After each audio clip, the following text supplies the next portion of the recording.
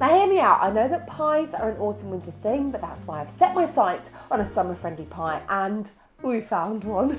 It's a prawn and pepper pie. Okay, so the first thing we're going to do is heat up some olive oil in a large pan. Add in 1 onion finely chopped and 2 cloves of crushed garlic. Saute until they become translucent and fragrant. Add in a finely diced red pepper and cook for about 5 minutes until it starts to soften. Sprinkle in a teaspoon of paprika, a teaspoon of dried thyme, and 2 tablespoons of tomato paste. Mix and stir. Once everything is softened and combined, let it cool a little. Roughly chop up 250 grams of raw prawns. Stir this into your paprika-y, peppery mix. Who's got the time to make their own pastry? Obviously I use them just roll.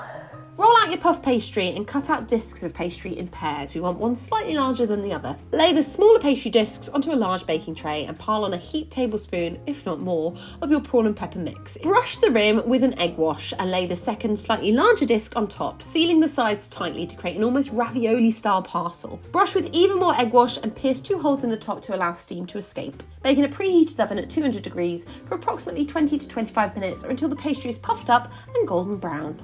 Now the beauty of this is you can actually freeze these and cook them from frozen. So if you're having a little dinner party or you just want a nice lunch, then make ahead.